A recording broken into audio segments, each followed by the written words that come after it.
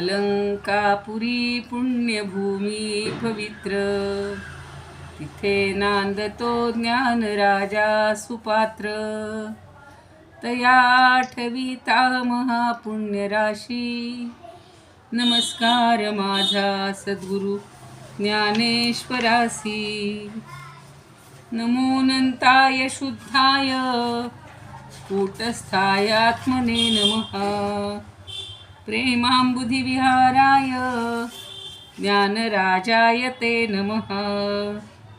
माधुर्यरसकल्लोला शिवशक्तिस्वरूपिणी, अमृतानुभवार्थाय वंदे ज्ञानेशनंदिनीं. ज्ञानदेव गुरु ज्ञानदेव तारू, उतरील पहिलं पारू ज्ञानदेव. ज्ञानदेव माता ज्ञानदेव पिता, तोडील भव व्यथा ज्ञानदेव. ज्ञानदेव माझे सोय रे दाय रे, जीवलग निर्धारे ज्ञानदेव. सेना म्हणे माझा ज्ञानदेव निधान, दाविली निज खूण ज्ञानदेवे. ज्ञानियांचा राजा गुरु महाराव, म्हणती ज्ञानदेव तू माईसे. मज पामरासी काय थोर पड, पायीची महाण पायी बरी. ब्रह्मदिख जेथे तुम्हा मुळंगणे, इतर तुलने काय पुढे. तुका म्हणे नेणो युक्तीची आखोली, म्हणून ठेविली पायी डोई. म्हणून ठेविली पायी डोई. ज्ञानियांचा राजा गुरु महाराव, म्हणती ज्ञानदेव तू माईसे.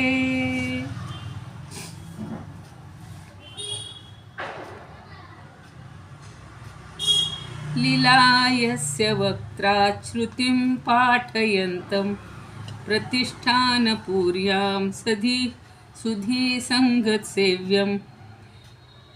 चतुर्वेदतन्त्रेतिहासादिपूर्णं, समाधिस्थमूर्तिं भजे ज्ञानदेवं. समाधिस्थमूर्तिं भजे ज्ञानदेवं. समाधिस्थमूर्तिं भजे ज्ञानदेवं. सदा पंढरीनाथ पादाब्जवृन्दं, निवृत्तीश्वरानुग्रहात् प्राप्ततत्त्वं. महेन्द्रायणी तीरभूमौ वसन्तं, समाधिस्थमूर्तिं भजे ज्ञानदेवं. समाधिस्थमूर्तिं भजे ज्ञानदेवं. समाधिस्थमूर्तिं भजे ज्ञानदेवं. ज्ञानेश्वर महाराज की जय. पंढरीनाथ भगवान की जय.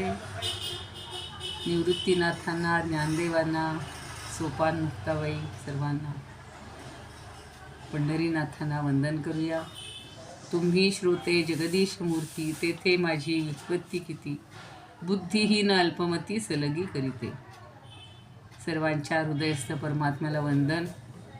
आज आता आपण 34व्या ओवीचा आस्वाद घेणार आहोत. 34-35 कडे आता वाटचाल चालली. 5-6 ओव्या राहिलेल्या आहेत. ह्याच्यातल्या आपल्याला अमृतानुभवचा अनुभव मिळत आहे.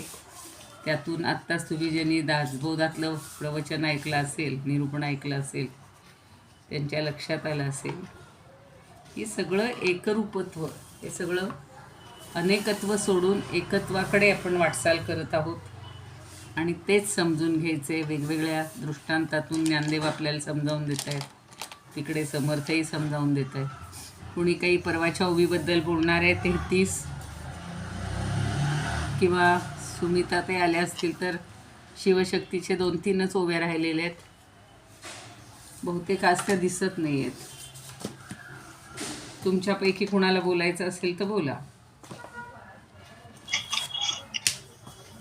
33वी बोलू का मॅडम? हा बोला बोला बोला. तो निरंजनी निदेला, तो आणि की नाही देखीला, आपलाही निमाला आठवू तया. ज्या ठिकाणी जल नाही अशा निर्जन प्रदेशात जो झोपला आहे त्याला दुसऱ्या कोणी पाहिले नाही. तो गाढ झोपल्यामुळे त्याला आपण कोण आहे हे जाणत नाही. तो स्वतःच्या ज्ञानाला विषय होत नाही. म्हणजे तो नाहीच असे म्हणायचे का? अस्तित्वाच्या असल्या नसण्याचे उदाहरण ज्ञानेश्वरांनी दिलेले आहे. बरोबर, छान सांगितलं की तो नाही असं नाही आहे, तो आहे, पण त्याचं स्वतःलाही अस्तित्व माहिती नाही झोपलाय म्हणून, आणि दुसरे तिथं कोणी पोहोचू शकत नाही, त्याला पाहू शकत नाही. तशीच आपली अवस्था आहे व्यवहारामध्ये सुद्धा. आत्ता तेच त्यांनी छान उदाहरण सांगितलं. पुन्हा एकदा तुम्हाला सगळ्यांना सांगते, जे नसतील त्यांच्यासाठी, की सगळ्यामध्ये एकच तत्व आहे. हे कसं आहे तर त्यांनी घरातल्या सगळ्या इलेक्ट्रिकच्या वस्तूंचं उदाहरण दिलं की फ्रीज, मायक्रोवेव्ह, ट्यूब, बल्ब आणि अन्य जे जे काही आपल्याकडं उपकरणं असतात, तर ह्या सगळ्याची नावं वेगळी आहेत, सगळ्यांचं कार्य वेगळं आहे, सगळ्यांचं रूप वेगळं आहे. पण त्याच्यातली म्हणजे आता फ्रीज आणि मायक्रोवेव्ह म्हटलं तर दोन्हीचं अगदी भिन्न आहे. फ्रीजमध्ये आपण वस्तू थंड करतो, मायक्रोवेव्हमध्ये वस्तू गरम करतो. ट्यूबचा प्रकाश वेगळा असतो, छोट्या बल्बचा प्रकाश वेगळा असतो. हल्ली बरेच प्रकार बल्बचे निघालेले आहेत, बल्बचे. पण सगळ्यामध्ये वाहणारी जी एक आहे ती विद्युत आहे व वीज आहे, आणि ती एकच असते. पण आपण मात्र सगळ्यामध्ये भेद पाहतो. दिवाळीच्या वेळेला आकाश दिव्याचे रंग वेगळे बघतो, आकार वेगळे बघतो. म्हणजे हे विविधतेत आपण सगळं रूप आहे हे विविधतेत असतं, आणि स्वरूप म्हणजे स्वतःच्या ठिकाणी किंवा या सगळ्यामध्ये जे कॉमन आहे, एक आहे, त्याला स्वरूप असं म्हणायचं, किंवा ते आत्मतत्व, ते परमतत्व, परब्रह्म.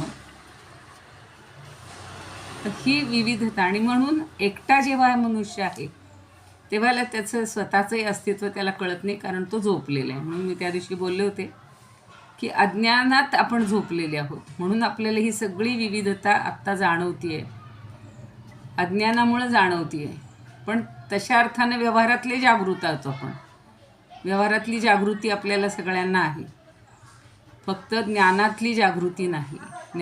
ज्ञानाच्या दृष्टीनं, आत्मज्ञानाच्या दृष्टीनं आपण तसे सगळे झोपलेलेच आहोत.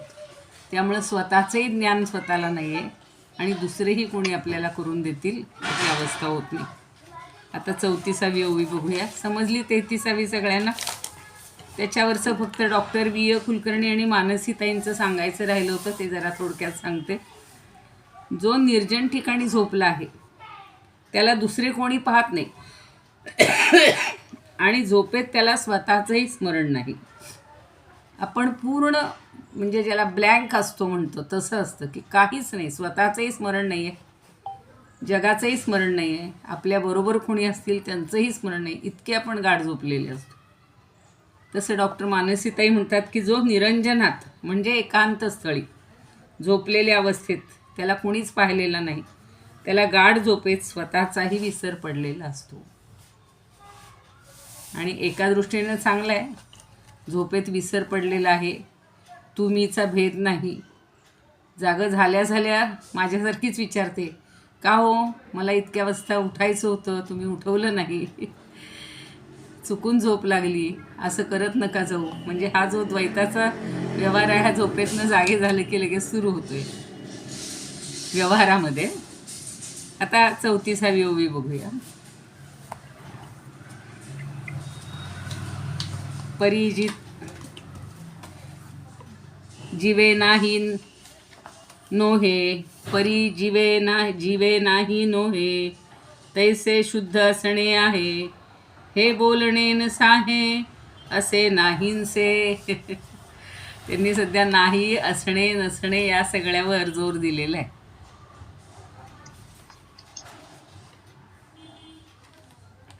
आता पुढे आपल्याला ज्ञानाचं अभेद वर्णने ते चाललेलं आहे. खरं ज्ञान हे, ज्ञानामध्ये भेद नको आहे, भेद नाही आहे. आणि हे ज्ञान झालं की मग आपण भेदाभेदाच्या पलीकडं जाणार. आता ज्ञानाची किंवा अज्ञानाची ही संपत आलेली आहे, अज्ञानाची अवस्था.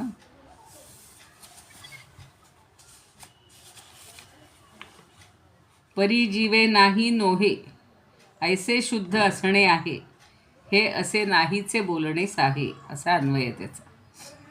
आता कालची जी ओवी झालेली आहे, कालची म्हणजे शुक्रवारची, तर त्याच्यामध्ये सांगितल्याप्रमाणे निर्जन वनात मनुष्य जेव्हा झोपलेला असतो, गृहस्थ जेव्हा झोपलेला असतो, तर तो जिवंत आहे असं काही म्हणता येत नाही, कारण त्याला स्वतःचं कशाचंच अस्तित्व नाही. त्याच्या ठिकाणचा सजीवपणा किंवा तो आहे त्याचं अस्तित्व जाणणारा, अनुभवणारा दुसरा कोणीही तिथे नसतो. परी जीवे नाही नोहे. आता याच्यात त्याचं जास्त स्पष्टीकरण करते.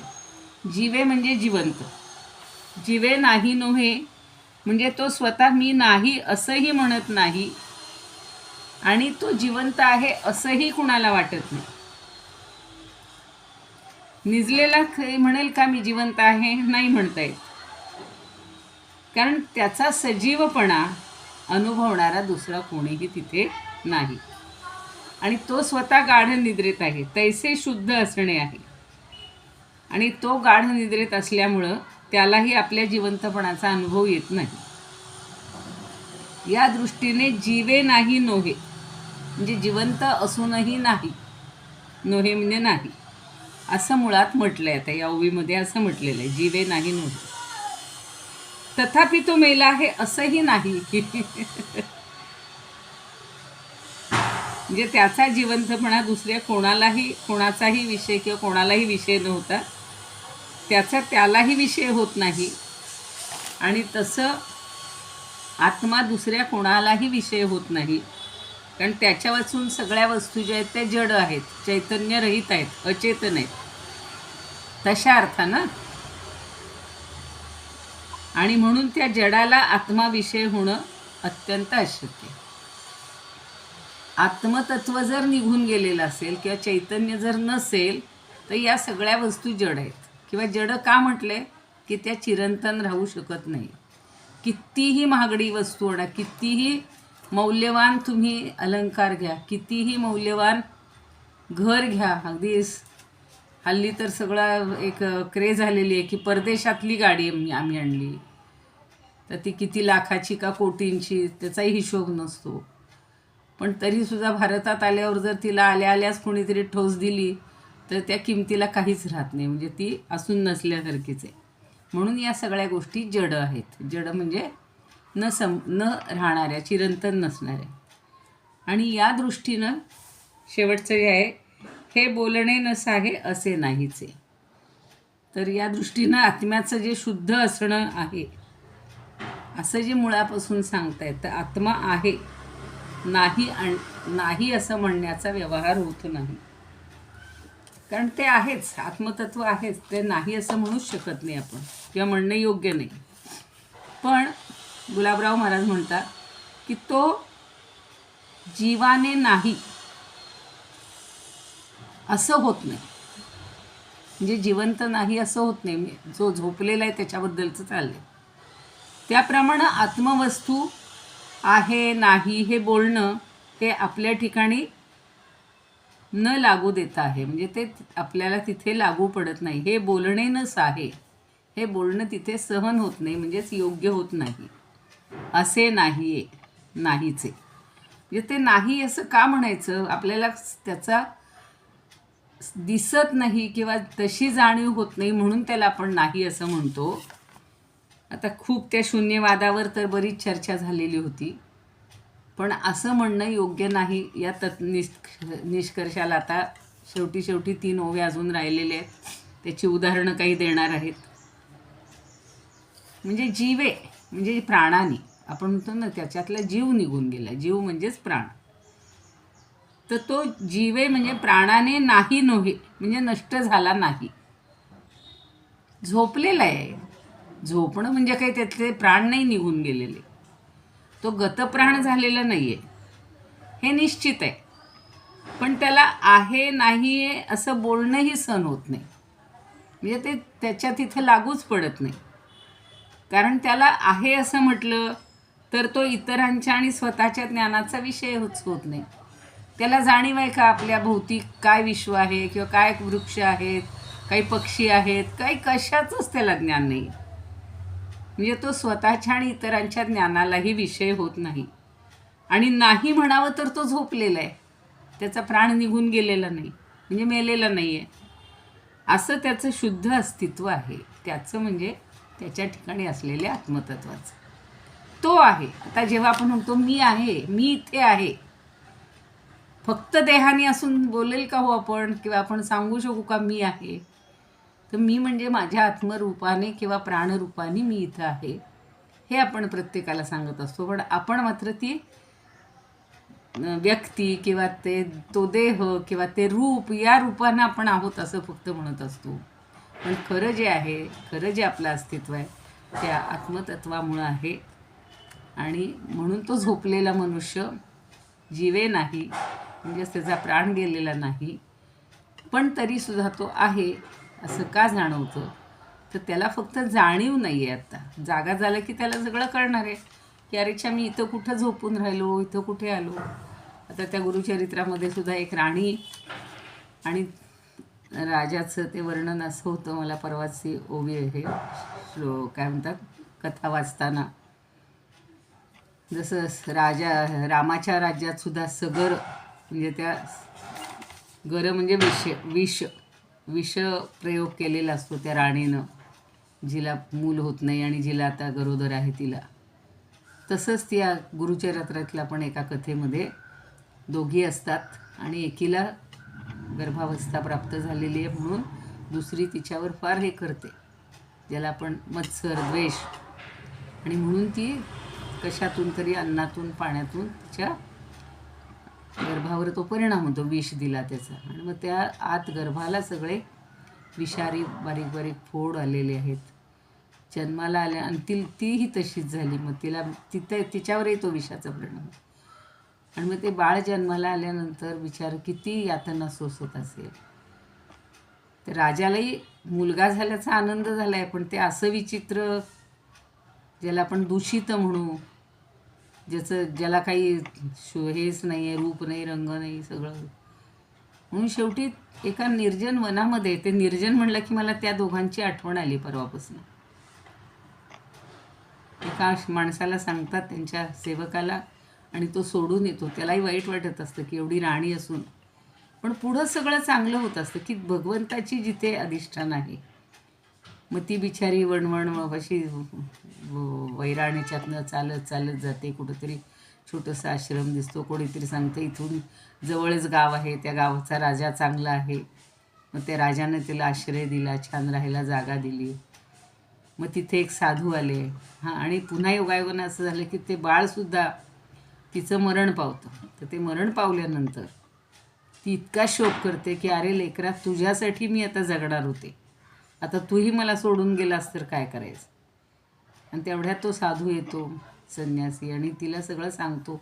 हे तत्त्वज्ञान, आत्मज्ञान तर वेगवेगळ्या कथांमधून वेगवेगळ्या पद्धतीनं समजावून सांगितलेलं असतं की तू मागच्या जन्मी कोण होतीस, त्याची आई होतीस का, तो तुझा पुत्र होता का, आता कशाला व्यर्थ शोक करतेस, असं करू नकोस. तरीसुद्धा ती म्हणजे म्हणते की असं नाही आहे, मागच्या जन्मीचं जरी मला आठवत नसलं तरी आत्ता त्याच्याशी माझी नाळ जोडलेली होती, त्याच्याशी माझी नाळ जोडलेली होती, आणि म्हणून मी आता त्याच्याशिवाय जगू शकणार नाही. मलाही मरण येण्याचं काहीतरी उपाय करा. आणि ते साधू सिद्ध असतात, त्यांच्या लक्षात येतं. मग त्यांनी थोडंसं ते जल शिंपडलेलं आहे कमंडल उतलं वगैरे, आणि तो मुलगा एकदम सुंदर, म्हणजे छान जागा झाला. शिवाय अजून काहीतरी ते मंत्र म्हणत असतील, हे करत असतील, आणि त्याच्यातून त्याला सुंदर रूप पण आलं, म्हणजे तेज आलं, तेजस्वी झाला तो. तर आता तो जेव्हा झोपलेला किंवा मरणावस्थेत होता तेव्हा त्याला ह्याचं कशाशीच जाण नसेल, पण नंतर मग राजा येऊन त्यांना घेऊन जातो वगैरे वगैरे, सगळं चांगलं होतं. पण आत्ता या क्षणी अशी अवस्था आहे की झोपलेला मनुष्य, त्याला कशाचीच जाणीव नसते. म्हणून दृष्टी जी आहे, हे सगळा दृष्टीचा भाग आहे की दृष्टी आपल्याला पाहण्याकरता जेव्हा मागे वळते तेव्हा त्या दृष्टीचा दृष्टीपणा नष्ट होतो. कारण दृष्टी ही दृष्टीला कधीच विषय होत नाही. आपली दृष्टीमुळं दिसतं. डोळे मिटले झोपलो म्हणजे काय, दृष्टी बंद आहे. आणि दृष्टी पाहण्याच्या बाबतीत दृष्टीचा दृष्टीपणा राहतच नाही. झोपलेल्या अवस्थेत किंवा जेव्हा अंध असतात त्यांना ती जाणीवच नसते. पण म्हणजेच त्याला ती दृष्टीच नाही असं नाही आहे, तो झोपलेला आहे. तो खरोखर जाणणं, तो म्हणजे तो परमात्मा, आत्मा. जाणणं म्हणजेच आपलं स्वरूप जाणणं आहे. आता आपल्याला पुढची ओवी आहे त्याच्यामधलं हा थोडासा भाग चुकून मी सांगितला गेला आहे. म्हणजे दृष्टीवरनं आता त्यांनी पुढची ओवी छान घेतलेली आहे. पण परमात्म्याचं आहे किंवा नाही हे आपल्याला केवळ शब्दावरून वर्णन करणं किंवा त्याच्यावरून आपण बोलणं की त्याच्यावरून काही निष्कर्ष काढणं हे नाहीपणाचं बोलणं आहे. आणि ते सहन करीत नसून ते त्याचं स्वरूपच आहे. त्याला काही फरक पडणार नाही. तुम्ही आहे म्हणा नाही म्हणा, ते आहे म्हणजे आहेच. त्यांनी अजून एक छान उदाहरण दिलं, ते मला फार आवडलं. की रूप म्हणजे काय, तर दिसणं, वास असणं. एखादं फूल घ्या तर त्या फुलाचा सुगंध, फुलाचा रंग, फुलाचा देठ, फुलाची म्हणजे त्या झाडाची पानं, हे सगळं वेगवेगळं असतं.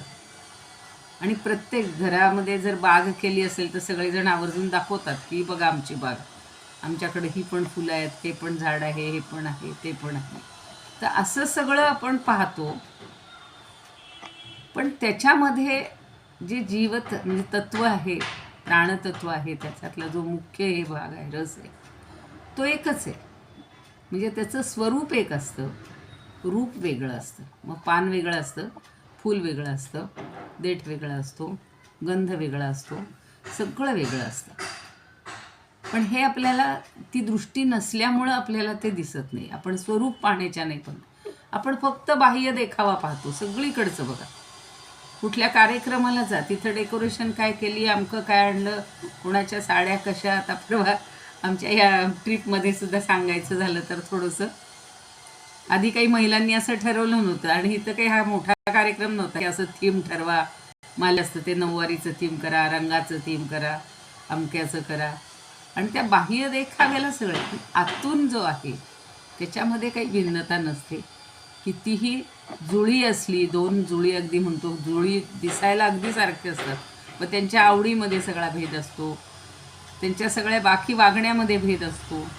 तर हा जो आहे, हे आहे नाहीचं बोलणं, हे त्या आत्म्याला काही सहन होत नाही किंवा तो जो झोपलेला आहे त्याला काही कळत नाही. म्हणून ज्ञानदेव म्हणतात की त्या माणसाचं अरण्यातलं गाढ झोपणं आहे हे त्याचं असणं आणि नसणं या मर्त्य मानवाच्या तिथे हजर नसलेल्या माणसाच्या दृष्टिकोनातून तसं पाहिलं जातं. तर ते सगळं शून्य आहे. त्याचं असणं म्हणजे परमात्म्याचं असणं नसणं हे सगळं व्यर्थ आहे म्हणणं. कारण ते सगळं असणं नसणं हे दृष्टीच्या पलीकडचं आहे. आपण दृष्टीवर सगळं ठरवलेलं आहे नाही हे सगळं आपण दृष्टीवर ठरवत असतो. आणि जो शुद्ध परमात्मा आहे तो या असण्या नसण्याचा विचारच करत नाही.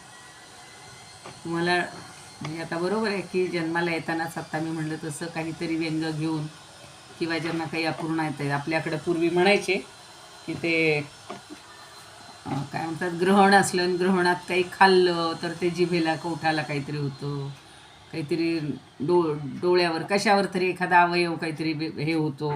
अशी एक आपल्याकडे आहे, म्हणजे कल्पना आहे. काहींना त्याचा प्रत्यय येतो आणि मग त्याच्यावर विश्वास बसतो.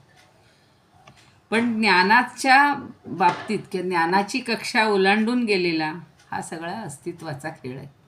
ज्ञान जोपर्यंत होत नाही तोपर्यंत आपण ह्या सगळ्या वैविध्याला किंवा जे दृष्टीला दिसतं, जे सगळं कानाला ऐकू येतं तेवढंच खरं मानतो. बाकी सगळं आपण खोटं किंवा नाहीच ते शून्यवाद्यांसारखं. अजूनही काही जण म्हणतात ना, कशावरून, आता कोण म्हणालं परवा, कशावरून ते ज्ञानदेव होऊन गेले. आता सांगतायत की 700 वेळा त्यांची जन्म झालेला आहे, समाधी 700 वेळा त्यांनी घेतलेली आहे, आता ही पुढची आहे, पुढची हे आहे. पण आपण त्या गोष्टीवर विश्वास ठेवू शकत नाही. किंवा तिथे समाधी रूपात ते आहे, चैतन्य त्यांचं आहे, देहानी नसतील, पण बाकीचं सगळं मुख्य जे आहे आत्मतत्व ते चिरंतन आहे, ते त्या रूपातच तिथे आहेत. आता गिरवाणमध्ये काय म्हणतात बघा, तद्वस्तु शुद्ध स्वरूपेण यदस्तित्वेन वर्तते. तद्वस्तू, तद्वस्तू म्हणजे ती वस्तू, वस्तू म्हणजे एकच वस्तू आहे, आत्मवस्तू. शुद्ध स्वरूपेण, शुद्ध स्वरूपात आहे. यद अस्तित्वेन वर्तते, जिचं अस्तित्व आहे, अस्तित्वानं ती राहत असते. अस्ति नास्ती ती शब्दोपी, अस्ति आणि नास्ती, अस्ति म्हणजे आहे, नास्ती म्हणजे नाही. शब्दोपी सहतेन कदापि तत्, त्याला कधीही किंवा त्या वस्तूला कधीही आहे किंवा नाही हे शब्द सहनच होत नाहीत किंवा लागू पडत नाहीत. आता अभंगामध्ये काय म्हणतात, तरी तो नाहीच म्हणो एका ऐसे, तरी तो नाहीच म्हणो एका ऐसे, स्वरूपे तो असे जैसा तैसा, स्वरूपे तो असे जैसा तैसा. तैसी आत्मवस्तू असेची केवळ, तैसी आत्मवस्तू असेची केवळ. आहे नाही बोल तेथे कैसे, आहे नाही बोल तेथे कैसे. म्हणजे आत्मवस्तूला तुम्ही आहेही म्हणू शकत नाही, नाहीही म्हणू शकत नाही. ती आहे म्हणजे आहेच, तिथे नाहीचा व्यवहार होणारच नाही आहे. पण दिसत नाही म्हणून आपण नाही म्हणतो, म्हणजे जिवंत नाही असं तर होत नाही ना.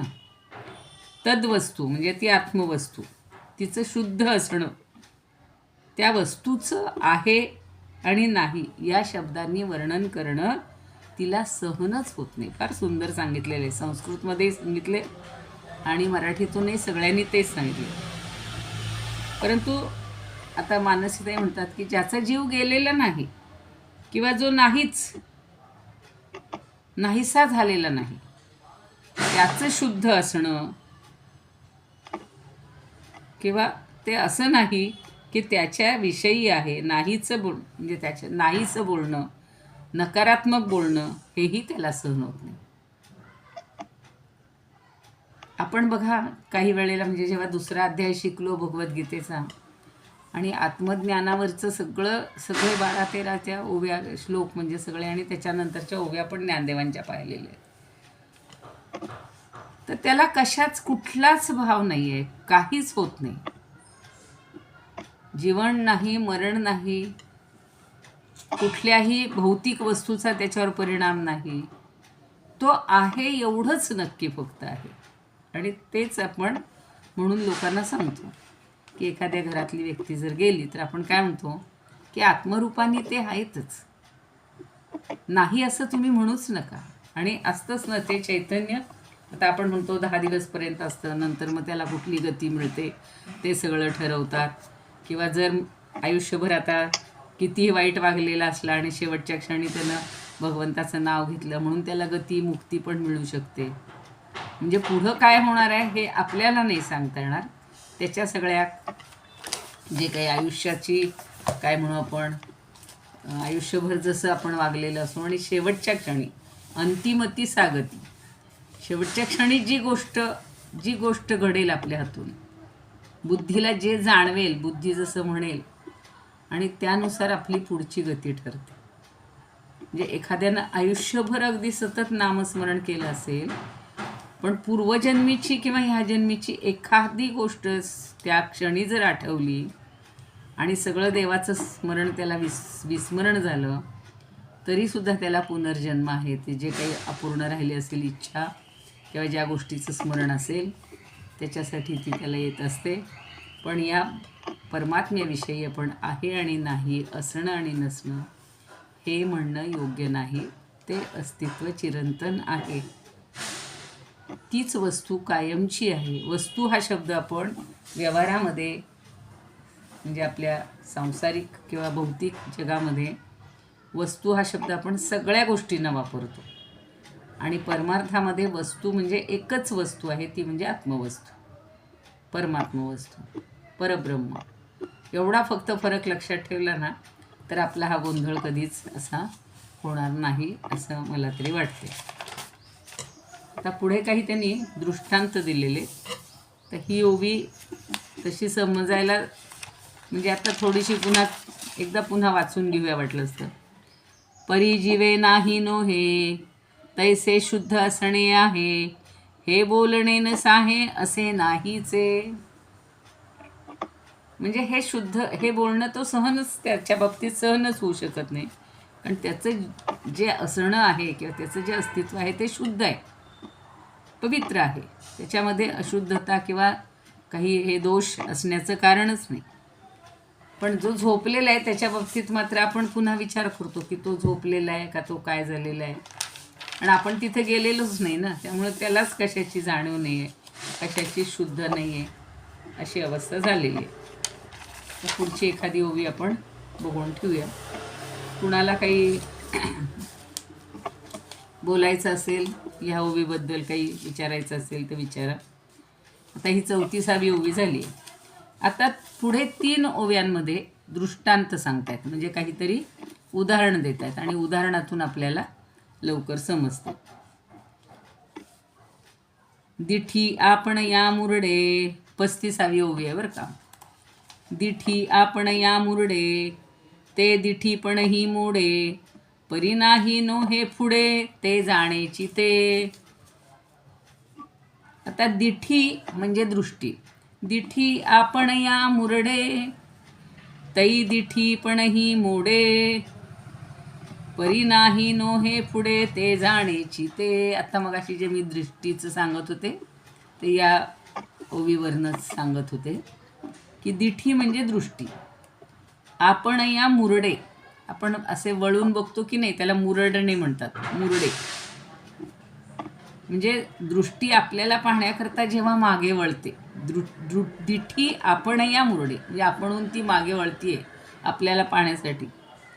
तई दिठीपणही मोडे, तेव्हा त्या दृष्टीचा दृष्टीपणा, दिठीपणा म्हणजे काय, दृष्टीपण, बघण्याची जी शक्ती आहे त्याला दृष्टीपण म्हणले, तर तोही तिथे नष्ट होतो. परी नाही नोहे पुढे, परंतु असं काही म्हणता येत नाही, ते जाणेची ते. कारण ती जी वस्तू आहे तर त्या वस्तूच्या ठिकाणी दृष्टी नाही किंवा दृष्टीपण नाही असं म्हणणं योग्य नाही. परी नाही नो हे पुढे, ते जाणेची ते. कारण ती खरोखर जाणणं, तिला जाणून घेणं, त्या परमात्म रूपाला जाणून घेणं हेच स्वरूप आहे, आणि स्वरूप म्हणजेच आत्मरूप आहे. बाकी सगळी जी आहेत ती रूपं आहेत. रूप आणि स्वरूपमधला फक्त लक्षात फरक ठेवायचा की प्रत्येक पदार्थाला रूप असतं, त्याच्यासाठी आपल्याला प्रकाशाची गरज असते ती वस्तू पाहण्याचं. म्हणजे व्यवहारातली वस्तू म्हणते, कारण नकळत सुद्धा असं बोललं जातंच आपल्या हातून. कुठली गोष्ट पाहण्यासाठी आपल्याला दृष्टी हवी आहे, दृष्टीसाठी प्रकाश हवा, आणि त्या दृष्टीतलंच जर ज्ञान नष्ट झालं तर आपल्याला काही दिसणार नाही.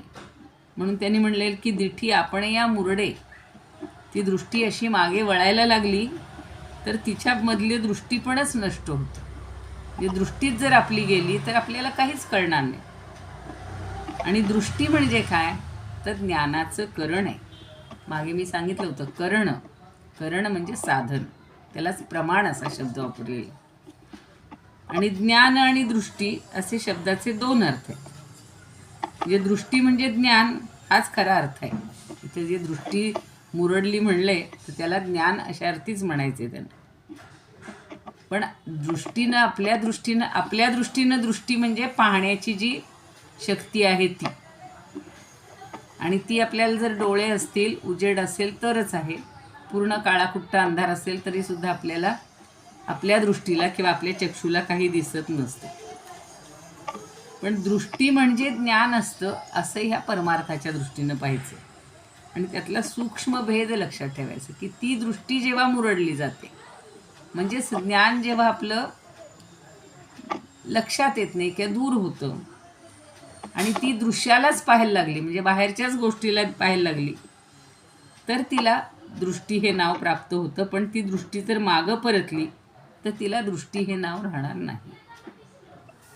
किंवा म्हणजे आपल्याला जे दिसतंय, आपण जे पाहतोय, तर ती जी दृष्टी आहे, तर इथे व्यवहारातली दृष्टी हा शब्द वेगळा आहे आणि परमार्थातली दृष्टी म्हणजे ज्ञान हा शब्द वेगळा आहे. इथे असं त्या दोन्ही ह्यांनी त्यांनी सांगितलेलं की दृष्टी आपल्याकडं मागं वळून पाहते तेव्हा तिचा दृष्टीपणा मोडतो, पण ती नाही असं नाही, कारण ती खरोखर जाणणंच हेच रूप आहे किंवा हेच सगळं स्वरूप आहे. दिठी आपण या मुरडे तै दिठी पण ही मोडे, परी नाही नो हे पुढे ते जाणण्याची. जोग महाराज काय म्हणतात बघूया.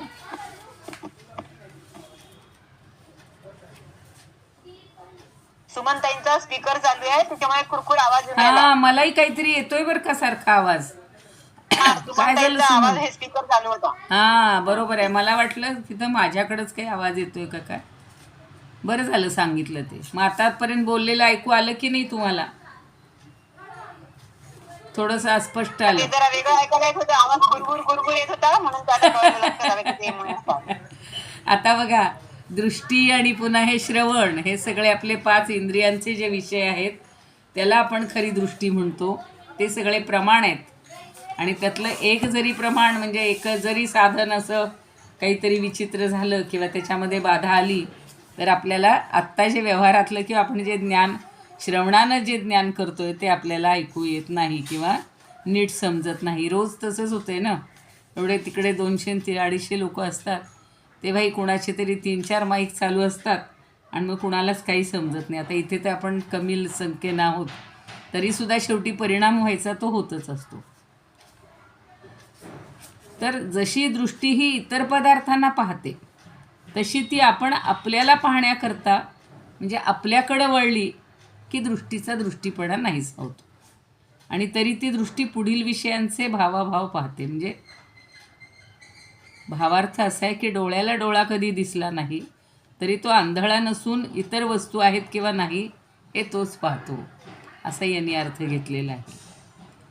आपण म्हणतो ना 2 डोळे शेजारी किंवा 2 भाऊ शेजारी आणि भेट नाही संसारी, तसं कदाचित इथं थोडंसं म्हणायचं असावं की त्या डोळ्याला स्वतःचं दृष्टीपण किंवा स्वतःचं पाहणेपण, स्वतःचं जाणीव ही कधी करता येणार नाही. त्या डोळ्यांनी आपण बाकी सगळं जग बघू शकतो, पण डोळ्याला डोळा जरी दिसला नाही तरी तो आंधळा आहे असं काही म्हणता येणार नाही, असं जोग महाराजांनी छान त्याच्याबद्दल स्पष्टीकरण केलेलं आहे. याला दुसरे कोणी गुलाबराव महाराज काय म्हणतात बघूया.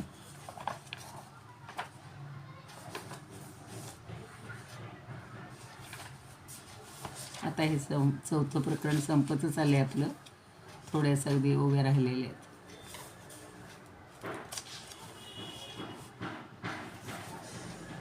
दृष्टी पाठीमागं आपल्याचकडे मुरडली असता दृष्टीचे दृष्टीपणही राहत नाही, पण ते खरोखर नसणे नव्हे तर ते केवळ जाणणे होऊन राहणे होय. म्हणजे आपणच आपल्याला पाहणं, मुरडून पाहायचं म्हणजे काय, आपणच आपल्याला पाहणं म्हणजे खरंच आपल्याला जाणून घेणं किंवा त्या आत्म्याला जाणून घेणं असं अपेक्षित आहे. ती नाहीच किंवा दृष्टी पण राहत नाही म्हणजे काय की पाहण्याची पुन्हा गरजच पण नाही, केवळ जाणणं होऊन राहणं होय. म्हणजे आपल्याला स्वतः जाणून घेणं. ते स्वरूप बाहेरचे येऊन कोणीही आपल्याला दाखवणार नाहीत की हे बघ हे तुझं स्वरूप आहे, नाही, ते माझं मला समजून घ्यायचे. कधीतरी असा एक क्षण येईल की आपल्याला हे बाहेरचं सगळं खोटं वाटायला लागेल आणि स्वतःजवळ जे आत्मरूप आहे, स्वरूप आहे, त्याच्याशी आपण एकरूप होऊन जाऊ. म्हणजे आत्मरूपाचं असणं, अस्तित्वात येणं किंवा अस्तित्वात न येणं या सगळ्या विरहित आहे. त्याला काही कुठल्याही इंद्रियाची किंवा कुठल्याही साधनाची गरज नाही. तिथे भावही नाही आणि अभावही नाही. म्हणजे भावाभावातीत असं हे आत्मतत्व आहे. आणि म्हणून तो आहे म्हणण्यापूर्वी असतो आणि नाहीच्या नंतरही राहतो. शरीर आज जरी गेलं तरी ते आत्मतत्व चिरंतन असतं. आणि म्हणून नाही जाणतो आपण म्हणतो ना, मला काही समजलं नाही, तेव्हा त्याच्या ठिकाणी आहे नाही ही भाषा लागूच पडत नाही. तो नसूनही आहे आणि असूनही नाही. आता तुम्ही म्हणाल हे काय चाललंय, पण त्यांना तेच सारखं समजावून द्यायचे. तैसे शुद्ध असणे आहे बोलणेनच आहे, हे पाहिलेलं होतं. आता 35मध्ये सांगतात की दिठी आपणही मुरडे ते दिठीपणही मोडे, नाही नोहे कुडे जाणणेची. तर त्याला नाही आणि आहे किंवा नोहे नसतं नाही हे जाणून घ्यायचे. म्हणजे ते नाही असं नाही आहे आणि आहे असे नाही. आता आहे असं का नाही तर आपल्याला ते अजून जाणवत नाही. पण नाही असं का नाही की आहे म्हणून आपण आहोत. ते आत्मतत्व परमतत्व सगळ्यांमध्ये भरून राहिलेलं आहे, चिरंतन आहे आणि म्हणून आपल्या सगळ्यांचं अस्तित्व आज आहे. ज्या क्षणी ते आपल्याला समजेल तेव्हा आपल्याला म्हणजे आपणच काय म्हणतात ना, स्वतःचं ज्ञान स्वतःलाच झालं, स्वतःची जाणीव स्वतःला झाली. मी कोण आहे म्हणून शंकराचार्यांचं ते निर्वाण षट्टक किंवा ते जे स्तोत्र आहे ते सगळ्यांनी म्हणावं आणि पाठ करावं. बहुतेकांना येत असेल, नाहीतर नसेल येत तर ते मी म्हणून दाखवते तुम्हाला.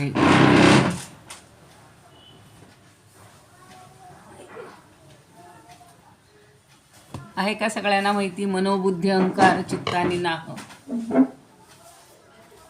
कुणाला माहिती आहे? नाही. बहुतेकांनी म्हणलं असेल. माहिती आहे ना? हा शिवोहम हा हा हा हा हा हा तेच तेच तेच. हा म्हणा येत असेल तर म्हणा कोणी. नाही सांगते मी म्हणून दाखवते, मग माझ्याबरोबरच म्हणलात तिथल्या तिथं अनम्यूट राहून तरी चालेल. म्हणजे कहाहम कस्त्वम किंवा कोहम, तू कोण आहेस आणि मी कोण आहे हेच माणसाला कळत नाही. आणि या प्रश्नांचं उत्तर शोधणं म्हणजे अध्यात्माचा प्रवास आहे. हे जे आपण सगळं आत्मानुभव, अमृतानुभव, चांगदेव 65, ज्ञानेश्वरी, भगवद्गीता हे सगळं कशासाठी शिकतोय किंवा समर्थांचा दासबोध, अगदी मनाच्या श्लोकामध्ये सुद्धा त्यांनी हे सगळे विषय त्यांनी छोट्याशा अगदी 4 ओळींमध्ये पुराणं सांगितली, पुराणातले सगळे दृष्टांत दिले. पण कस्त्वम कोहम कुत आयतः हे सगळे प्रश्न आहेत. तू कोण आहेस, मी कोण आहे आणि कुठून आलेलो आहो, या प्रश्नांचं उत्तर शोधणं म्हणजे हा सगळा अध्यात्माचा प्रवास आहे. आता बाह्यता ज्याची अनुभूती येते, बाहेरून सगळं कळते. 10 लोक, आता त्यांनी सांगितलं की 10 माणसांमध्ये एक दुसऱ्यासारखा नसतो, 100रातही नसतो, 1000रातही नसतो, लाखातही नाही, कोट्यात नाही, अब्जात नाही. सबंध सृष्टीवरची सगळी माणसं जर एकत्रित अशी जर एका लाईनमध्ये उभी केली तर कोण, म्हणून आपल्याकडं काय असतो, बाह्य देखावा असतो. ते NCC असेल, मिलिटरी असेल, नेव्ही असेल, सगळ्यांचे पोशाख एकसारखे करतात. म्हणजे त्यांचं काही फरक कळू नये एवढ्यासाठी, पण तरीसुद्धा चेहरा तर दिसतोच ना वेगळा. आणि म्हणून या स्तोत्रात त्यांनी काय सांगितलेलं आहे की ही पंचमहाभूतं म्हणजे मी नाही आहे, ही इंद्रिय म्हणजे मी नाही आहे. माझं खरं स्वरूप कसं आहे, चिदानंद रूपच शिवोहम शिव. चित चैतन्य, आनंद रूप असं जे आहे तो मी आहे. आणि तो शिव आणि जीव ही जी पुन्हा आपण शिवशक्ती समावेशन पाहत होतो तेव्हा लक्षात येत नव्हतं, पण आता मात्र लक्षात आलेलं.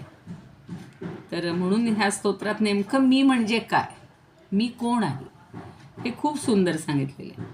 आणि म्हणून मग आता एकदा मी म्हणजे आत्मतत्व आहे कळलं तर ह्या मृत्यूची भीती आपल्याला राहत नाही. म्हणजे मी निर्विकल्प आहे, निराकार आहे, असं जेव्हा शेवटी निश्चयाला येतो आपण, त्यामुळं मला मुक्तीची गरज नाही, मी बंधनात नाही. म्हणजे मला बंधनही नाही, मला मुक्तीही नाही. तर मी फक्त चिदानंद स्वरूप शिव आहे. एवढा जेव्हा आपल्याला हा जो आत्मभाव किंवा आत्मभान जेव्हा येईल, तेव्हा आपलं हे सगळं अज्ञान आणि हा दृश्यपसारा नष्ट होईल.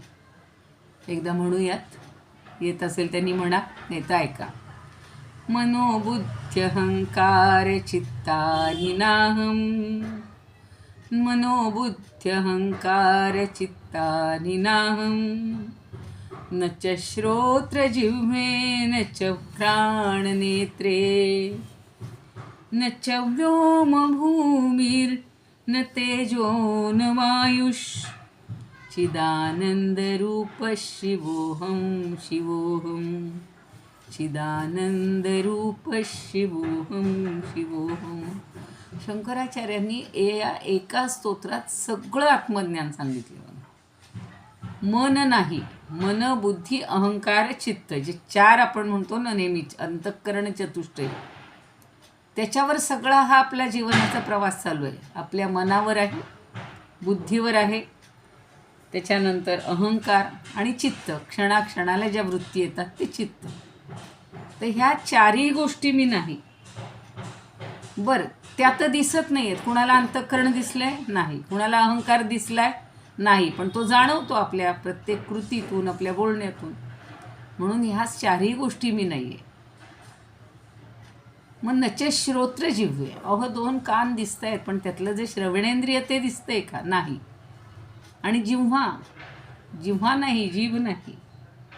नच घ्राण नेत्रे, सगळी इंद्रिय तिथं आणलेली आहेत. घ्राणेंद्रिय नाही, नेत्रेंद्रिय म्हणजे चक्षुरेंद्रिय नाही, नेत्र म्हणजे डोळा, पण त्याच्यामध्ये असणारं जे इंद्रिय असतं ते चक्षुरेंद्रिय असतं.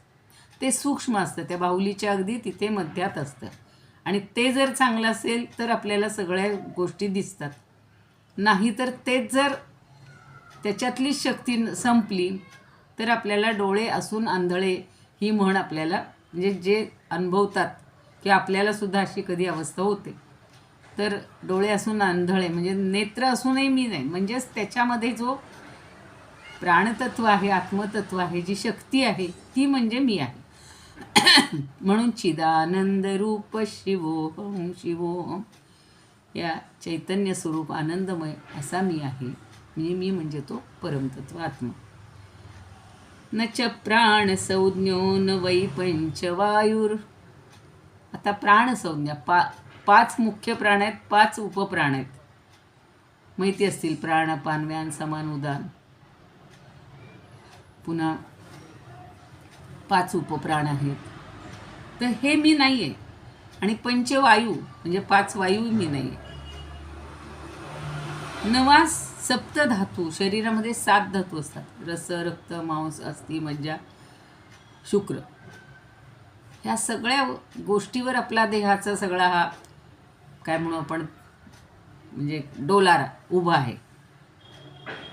न पंचकोशा, 5 कोश आहेत आपल्या शरीरामध्ये. मनोमय कोश, प्राणमय कोश, विज्ञानमय कोश, सगळे कोश आहेत. पण तेही मी नाही आहे. आणि आपण हे जे बोलतोय, वाक म्हणजे वाणी, पाणी म्हणजे हात, पाद म्हणजे पाय, चे उपस्थ पायू म्हणजे गुह्येंद्रिय आणि जी आहेत विसर्जनाची इंद्रिय, ते नाही आहे मी. मग मी कोण आहे? तर चिदानंद रूप शिवोहम शिव.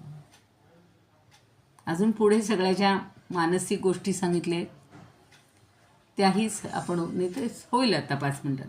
न मे द्वेष रागौ, हा द्वेष, हा राग, राग म्हणजे आसक्ती. न मे लोभ मोहौ, न मे द्वेष रागौ, न मे लोभ मोहौ, मदो नैव मे नैव मात्सर्य भावः. मला द्वेष नाही, मला राग नाही, मला लोभ नाही, मला मोह नाही, मद नाही, गर्व, ताठा, मात्सर्य, मत्सरही नाही. न धर्मो न चार्थो, 4 पुरुषार्थे मला धर्मही नाही माहिती, अर्थही माहिती नाही. न कामो न मोक्षा, 4ही पुरुषार्थ माझ्यासाठी नाही आहेत. चिदानंदरूप शिवोहम शिवोहम. तर मी कसा आहे? चित आनंद स्वरूप. न पुण्यम न पापम न सौख्यम न दुःखम. मी पुण्य करतो, मी पाप करतो, मला सौख्य नाही, मला दुःख नाही. न मंत्रो न तीर्थम न वेदा न यज्ञा. हे मला बाह्योपचार काही नाहीत. म्हणजे मंत्राची मला म्हणजे मी म्हणजे मंत्र नाही आहे, मी म्हणजे तीर्थ नाही आहे, मी म्हणजे वेद नाही आहे, आणि मी म्हणजे यज्ञ नाही आहे. पण मी सगळ्यात आहे बरं का. पण आपण काय करतो? मी तीर्थयात्रेला, एवढ्या सगळ्या तीर्थयात्रा लोक सांगतात आम्ही 2दा केल्या, आम्ही 4 वेळेला केल्या, पण तरीसुद्धा आपल्याला स्वरूप आपल्याला कळलंय का? नाही कळलं. न अहम भोजनन्नैव भोजन न भोक्ता. 3 गोष्टी असतात. भोजन म्हणजे जे तयार करतो त्या वस्तू, म्हणून मी भोजन नाही आहे. भोज्यम म्हणजे खाण्यायोग्य ज्या गोष्टी आहेत त्या सगळ्या भोज्य. आणि भोक्ता म्हणजे खाणारा. या 3ही गोष्टी मी नाही आहे. चिदानंदरूप शिवोहम शिवोहम. न मे मृत्युशंका न मे जातिभेदः पिता नैव मे नैव माता न जन्म. त्याला काहीच नाही आहे. पिताही नाही, पित्याचं हे नाही आहे, नातं नाही आहे. पिता नाही, माता नाही, मला जन्म नाही. पुन्हा म्हणलं न न बंधुर्न मित्रम गुरुर्नैव शिष्य. त्याला गुरु नाही, त्याला मित्र नाही, त्याला बंधू नाही, शिष्य नाही. मग मी कोण आहे? चिदानंदरूप शिवोहम शिवोहम. आता मग मी कसं आहे ते शेवटच्या याच्यामध्ये म्हणजे काय म्हणू आपण, शेवटच्या श्लोकात सांगितलं. अहं निर्विकल्पो निराकार रूपो विभुर्व्याप्य सर्वत्र सर्वेंद्रियाणां सदा मे समत्वं न मुक्तिर्न बंधश. सदा मे समत्वं न मुक्तिर्न बंधश. चिदानंदरूप शिवोहम शिवोहम. कुठलाही म्हणजे कुठलीही कल्पना माझ्या ठिकाणी विकल्प नाही, निर्विकल्प, काहीच नाही मला. आणि निराकार रूप, माझं रूप कसं आहे? निराकार, त्याला कुठलाच आकार नाही. आपल्याला नेहमी वाटतं ना की मुंगी एवढीशी आहे तरी तिच्यामध्येही तेच आत्मतत्व आहे. हत्ती एवढा मोठा आहे, मग त्याच्यातला प्राण किंवा आत्मतत्व मोठं असतं का? हो. म्हणून निराकार रूप. विभू म्हणजे सगळ्याला व्यापून, व्याप्य, सगळीकडे व्यापून राहिलेलं आहे. सर्वत्र सर्वेंद्रियाणां, पण मी सगळ्यांमध्ये आहे. सदा मे समत्वम, माझ्या ठिकाणी समत्व आहे. न मुक्ती, मला मुक्ती नाही. न बंध, हां मला बंधही नाही. आपण म्हणतो सुटलो बाबा या संसारातून. आपण सुटलो किंवा जो गेलाय त्याच्याबद्दल म्हणतो हा सुटला. रोज 2-2 घटना ऐकू येत आहेत गावातल्या, शेजार पाजारच्या. आपण म्हणतो तो सुटला आता एकदा, म्हणजे ह्या बंधनातनं खरंच सुटला. पण पुन्हा अडक करण्याची शक्यता आहे, कारण त्यांना आयुष्यभर काय केलं असेल त्याच्यावर. म्हणून आत्मतत्व कसं आहे? चिदानंद रूप शिवोहम शिवोहम. तर हा मी असा आहे, म्हणून त्याला असणं नाही, नसणं नाही. तेवढ्या एका स्तोत्राचा छान जर अभ्यास केला ना तर हे सगळं. आणि शंकराचार्यांनी फारच सुंदर रचलेली आहेत सगळी, म्हणजे सगळी स्तोत्र त्यांची अशी आहेत की कुठलंही स्तोत्र आपण मुखोद्गत केलं, पाठ केलं आणि त्याचा अर्थ समजून घेतला तरी ह्या सगळ्या ग्रंथांचं आपल्याला ज्ञान मिळाल्यासारखं होईल. चला आपण इथंच थांबूया, प्रार्थना म्हणूया.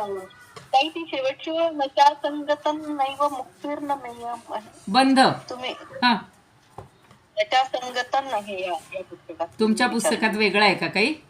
हा, ते श्रवणांजलीचं पुस्तक आहे ना, त्याच्यात नचा संगतन नैव मुक्तीर्न मेय आहे. अच्छा, असं आहे का? काही पाठभेद असतात, पण आता आम्ही हे अगदी ज्याला स्टँडर्ड म्हणतात.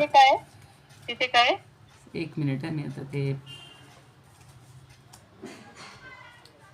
पुन्हा म्हणा फक्त ती ओळ. म्हणजे नचा संगतन नैव मुक्तीर्न मेय चिदानंद रूप. आता इथं असं आहे, सदा मे समत्वम न मुक्तिर्न बंधश.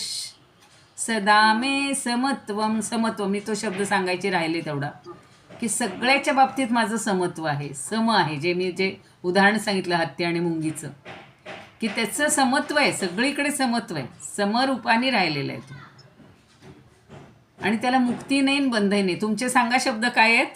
सदा नचा संगतन नैव मुक्तीर्न मेय. हा, नचा संगतम, बरोबर. आणि न मुक्तीर्न मुक्तीर्न मेय. मुक्तीर्न मेय. न मेयम. मुक्तीर्न मेय. मुक्तीर्न मेय. हो का? हम्म. मुक्ती मुक्ती. नाही, मुक्ती आहे, पण न मेयम ते पुढचं मला जरा वेगळं वाटलं. मुक्तीर्न मेय. ठीक आहे, काही शब्दभेद आहे. मॅडम मेयचा अर्थ काय मग? नाही ना, म्हणूनच मला तिथे तोच खटकलाय शब्द. न मे. मे म्हणजे माझं, हा. आणि अयम म्हणजे हे, म्हणजे हे माझं आहे, म्हणजेच एक प्रकारचा बंध. तो इथे मी बंध शब्द छान वापरलेला. मला मुक्तीही नाही, आणि हे माझं जे मे म्हणतोय ना आपण, मे म्हणजे माझं, म्हणजे हा बंध आहे, त्या बंध. म्हणून त्यांनी मे म्हणजे माझं, न मे यम म्हणजे हे. आणि नचा संगतम म्हणजे संग पण नाही. हा, संग पण नाही. हा, बघा किती शब्द वेगळे असतात, पण अर्थात शेवटी सांगायचं त्यांना तेच. खूपच सुंदर. चला म्हणूया आपली प्रार्थना. इदमुपकर्तुं भुवन मंडलम समुदितमिव भास्करम सादरम वंदे ज्ञानेश्वरम.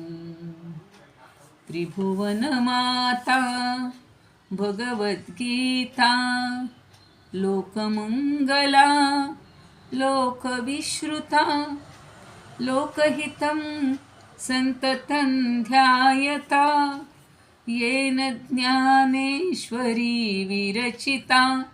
श्रुत्वा प्राकृतगिरं सादरं वन्दे ज्ञानेश्वरं सादरं वन्दे ज्ञानेश्वरम्.